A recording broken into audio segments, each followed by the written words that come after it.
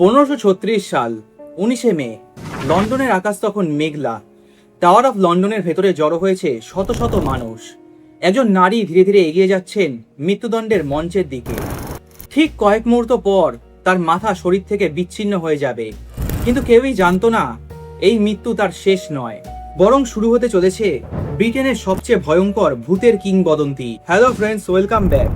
সকলকে স্বাগত জানাই বং টেলিস্কোপের সম্পূর্ণ একটি নতুন এপিসোডে। আজকের এই এপিসোডে আমরা দেখব ইতিহাস, ষড়যন্ত্র, প্রেম এবং বিশ্বাসঘাতকতা ও মৃত্যুর পর জন্ম নেওয়া এক ভয়ঙ্কর কিংবদন্তির গল্প। এটি শুধু একটি ভূতের গল্প নয়, এটি একটি রানীর গল্প যিনি ইংল্যান্ডের পুরো ইতিহাস বদলে দিয়েছিলেন। আর সেই রানীর মৃত্যুর শত শত বছর পরেও তার নাম শুনলে আজও শিউরে ওঠে বহু মানুষ। তিনি হলেন ইংল্যান্ডের রানী অ্যান বোলিন এবং ব্রিটেনের সবচেয়ে ভয়ঙ্কর বিখ্যাত ভূত বা অতৃপ্ত প্রেতাত্মা, যিনি নাকি আজও ঘুরে বেড়ায়। অ্যান বোলিন ছিলেন ইংল্যান্ডের রাজা হেনরি অষ্টমের দ্বিতীয় স্ত্রী। তার জন্ম হয় আনুমানিক 1501 সালে। তিনি অত্যন্ত শিক্ষিত, বুদ্ধিমতী এবং ফরাসি রাজদরবারে শিক্ষা লাভ করেছিলেন। তিনি জন্মগ্রহণ করেছিলেন ইংল্যান্ডের এক উচ্চবিত্ত প্রভাবশালী পরিবারে। তার বাবা ছিলেন থমাস বোলিন, একজন দক্ষ কূটনৈতিক এবং রাজদরবারে গুরুত্বপূর্ণ ব্যক্তি, এবং তার মা ছিলেন এলিজাবেথ হাওয়ার্ড, যিনি ইংল্যান্ডের অন্যতম প্রভাবশালী অভিজাত পরিবারের সদস্য ছিলেন। তাই জন্মের পর থেকেই অ্যান সাধারণ কোনো শিশুর মতো বড় হয়নি। তার ভবিষ্যৎ গড়ে উঠছিল রাজনীতি, ক্ষমতা, অভিজাত সমাজের পরিবেশে। তৎকালীন ইউরোপে মেয়েদের উচ্চশিক্ষার সুযোগ খুবই কম ছিল, কিন্তু অ্যান ছিলেন ব্যতিক্রম। ছোটবেলা থেকেই অ্যানের বাবা বুঝতে পেরেছিলেন মেয়েটির মধ্যে অসাধারণ মেধা রয়েছে, ফলে খুব অল্প বয়সেই তাকে বিদেশে পাঠানো হয়। প্রথমে নেদারল্যান্ডের রাজদরবারে, এবং সেখানে তিনি অস্ট্রিয়ার আর্চডুকেস মার্গারেট তত্ত্বাবধানে শিক্ষা লাভ করেন। এটি ছিল ইউরোপের বিখ্যাত এবং অন্যতম সংস্কৃতি মনা রাজদরবার। এখানেই অ্যান প্রথম আন্তর্জাতিক রাজনীতি, কূটনীতি এবং অভিজাত সমাজের নিয়মকানুন সম্পর্কে ধারণা লাভ করেন। কিন্তু তার শিক্ষা জীবনে সবচেয়ে গুরুত্বপূর্ণ অধ্যায় শুরু হয় ফ্রান্সে, এবং সেই সময় ফ্রান্সকে ইউরোপের সংস্কৃতি, ফ্যাশন এবং শিক্ষার কেন্দ্র হিসাবে গণ্য করা হতো। ফরাসি রাজদরবারে অ্যান প্রায় 7 বছর কাটান, এবং সেই সময় তিনি শুধু পড়াশোনা শিখেননি, বরং শিখেছিলেন কিভাবে রাজদরবারে চলাফেরা করতে হয়, কিভাবে মানুষের সঙ্গে কথাবার্তা বলতে হয়, কিভাবে ক্ষমতাকে টিকিয়ে রাখতে হয়। এবং এই 7 বছরের মধ্যে তিনি ফরাসি ভাষায় দক্ষ হয়ে ওঠেন। সঙ্গীত, নৃত্য, সাহিত্য এবং ধর্মীয় দর্শন সম্পর্কেও তিনি গভীর জ্ঞান অর্জন করেন। সৌন্দর্যের পাশাপাশি তিনি ছিলেন বুদ্ধিদীপ্ত, আত্মবিশ্বাসী এবং কথোপকথনে খুবই দক্ষ। যেখানে অন্য সব নারীরা শুধুমাত্র সৌন্দর্যের জন্য পরিচিত ছিলেন, সেখানে অ্যান পরিচিত হয়েছিলেন মেধা এবং ব্যক্তিত্বের জন্য। ফ্রান্সে থাকার সময় অ্যান ইউরোপে ছড়িয়ে পড়া নতুন চিন্তাধারার সঙ্গেও পরিচিতি হন। বিশেষ করে ধর্মীয় সংস্কার এবং চার্চের নানা রকম সমালোচনামূলক চিন্তাধারা তার উপর বিশেষভাবে প্রভাব ফেলেছিল, এবং তিনি ফিরে আসেন একজন শিক্ষিত, আত্মবিশ্বাসী এবং অত্যন্ত প্রভাবশালী তরুণী হিসাবে। রাজদরবারে তার উপস্থিতি দ্রুত সবার নজর কেড়ে নেয়। অনেক অভিজাত ব্যক্তি তার প্রতি আগ্রহ দেখাতে শুরু করে। ইংল্যান্ডের রাজা হেনরি অষ্টম বহু বছর ধরে বিবাহিত ছিলেন ক্যাথরিন অফ অ্যারাগনের সঙ্গে। তাদের কয়েকটি সন্তান জন্মালেও পুরোপুরি সুস্থ পুরুষ উত্তরাধিকারী বেঁচে থাকেনি, এবং সেই কারণেই টিউডর রাজবংশের ভবিষ্যৎ নিয়ে রাজা ক্রমশ উদ্বিগ্ন হয়ে উঠেছিলেন। আর ঠিক সেই সময় রাজদরবারে প্রবেশ করেন অ্যান বোলিন। প্রথম দিকে অ্যান ছিলেন রানীর সেবিকা, কিন্তু খুব দ্রুতই তিনি রাজার নজর কেড়ে নেন। হেনরি অষ্টম অ্যানের প্রতি গভীরভাবে আকৃষ্ট হয়ে পড়েন। তিনি অ্যানকে অনেক উপহার পাঠাতেন, চিঠি লিখতেন এবং তার সঙ্গে দেখা করার সুযোগ খুঁজতেন। আজও ইতিহাসে সংরক্ষিত রয়েছে হেনরির লেখা কিছু প্রেমপত্র। সেই চিঠিগুলো পড়লে বোঝা যায় রাজা হেনরি অষ্টম অ্যানের প্রতি কতটা আবেগপ্রবণ হয়ে পড়েছিলেন। সেই সময় রাজদরবারে অনেক নারীরাই রাজার প্রেমিকা হতে রাজি ছিলেন, কারণ এতে অর্থ, ক্ষমতা এবং প্রভাব পাওয়া যেত। কিন্তু অ্যান বোলিন অন্য পথ বেছে নিয়েছিলেন। তিনি হেনরির প্রেমিকা হতে সরাসরি অস্বীকার করেন। তিনি স্পষ্ট বলে দেন, যদি আমাকে পেতে চান তাহলে আমাকে রানী হিসাবে গ্রহণ করতে হবে, শুধুমাত্র তিনি রানীর মর্যাদাতেই আসবেন। এবং এই প্রত্যাখ্যানই হেনরিকে আরো বেশি আকৃষ্ট করে দেয় অ্যানের প্রতি। রাজা এখন শুধু অ্যানকেই চাইছিলেন না, তিনি তাকে বিয়ে করতে চাইছিলেন। কিন্তু এখানে সমস্যা ছিল বিশাল। হেনরি আগে থেকেই ছিল বিবাহিত, এবং সেই বিবাহ ছিল ক্যাথলিক চার্চের অনুমোদিত। সুতরাং নতুন করে বিবাহ করতে গেলে প্রথম বিয়েটি সম্পূর্ণরূপে বাতিল করতে হবে। তিনি দাবি করেন ক্যাথরিনকে বিয়ে করা তার প্রথম থেকেই ভুল ছিল, কারণ এর পেছনে ছিল ইউরোপের খুব জটিল রাজনীতি। এবং পোপের এই সিদ্ধান্তে ক্ষুব্ধ হয়ে ওঠেন হেনরি, এবং ধীরে ধীরে তিনি এমন একটি সিদ্ধান্ত নেন যেটি ইংল্যান্ডের ইতিহাস চিরতরে বদলে দেয়। তিনি রোমান ক্যাথলিক চার্চের কৃতিত্ব অস্বীকার করেন, রোমের সঙ্গে সম্পর্ক ছিন্ন করে দেন এবং নিজেকে ইংল্যান্ডের সর্বোচ্চ প্রধান ঘোষণা করে। একজন নারীর প্রতি ভালোবাসা একজন রাজার উত্তরাধিকারী পাওয়ার আকাঙ্ক্ষা আর ক্ষমতার রাজনীতি সবকিছু মিলিয়ে শুরু হয় ইংল্যান্ডে নতুন যুগ। অবশেষে 1533 সালে হেনরি অষ্টম অ্যান বোলিনকে গোপনে বিবাহ করেন এবং কিছুদিন পরেই সেই বিয়ে প্রকাশ্যে স্বীকৃতি পায় এবং অ্যান বোলিন এখন শুধুমাত্র একজন অভিজাত নারী নন, তিনি এখন ইংল্যান্ডের রানী। কিন্তু তখনও তিনি জানতেন না তার জীবনের সবচেয়ে বিপজ্জনক অধ্যায় এখনো শুরুই হয়নি। 1533 সালে অ্যান রানী হন এবং তিনি একটি কন্যা সন্তানের জন্ম দেন যার নাম হয় এলিজাবেথ ওয়ান।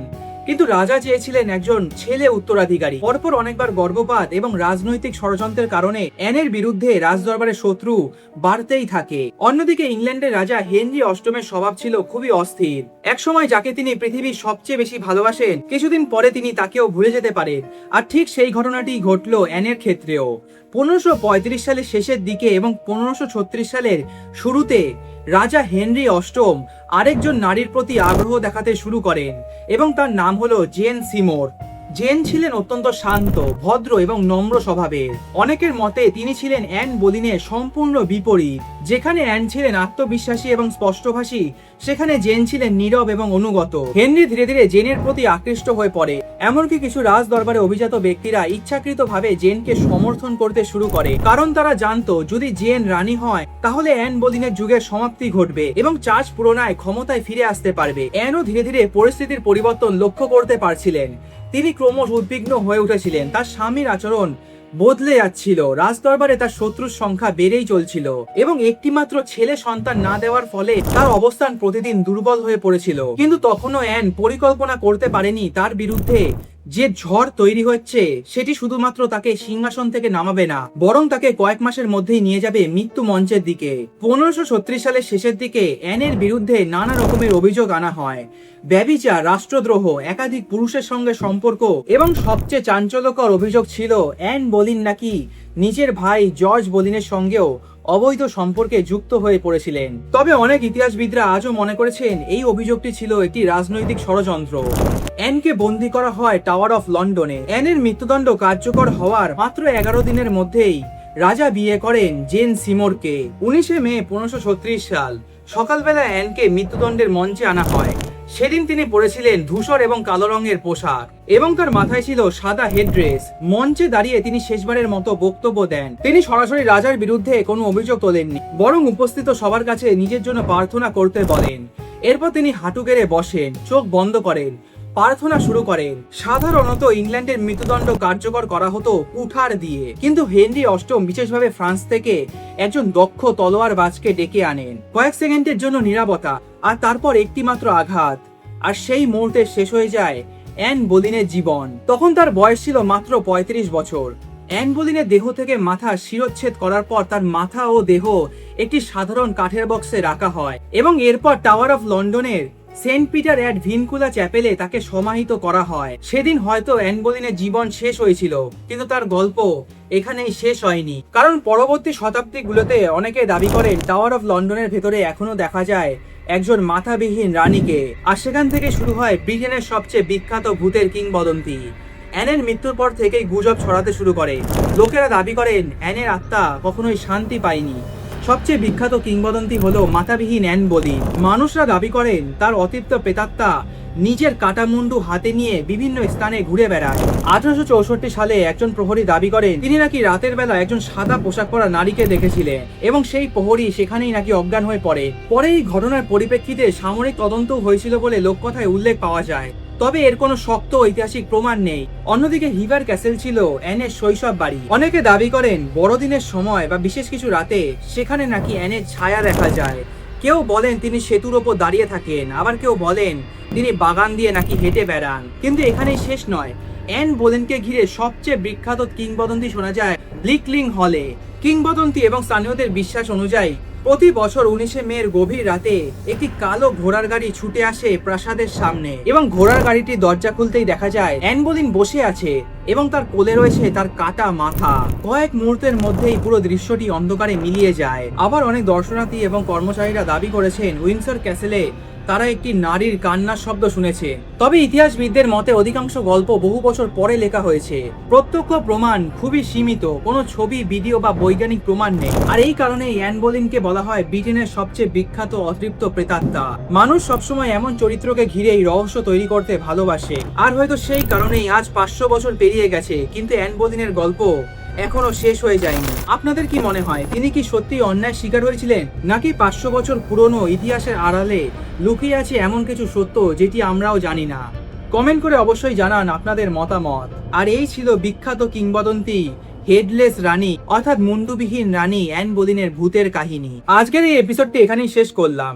ভিডিওটি যদি ভালো লাগে তাহলে অবশ্যই লাইক করবেন, কমেন্ট করবেন এবং শেয়ার করবেন আপনাদের বন্ধু বান্ধব, আত্মীয় পরিজনদের সাথে। আর আপনারা যদি নানা রকমের অজানা ইতিহাস, নানা রকমের ভৌতিক গল্প দেখতে বা শুনতে পছন্দ করেন, তাহলে অবশ্যই বং টেলিস্কোপ চ্যানেলটিকে সাবস্ক্রাইব করে রাখুন। খুব শীঘ্রই দেখা হবে পরবর্তী একটি নেক্সট এপিসোডে। ভালো থাকবেন এবং সুস্থ থাকবেন।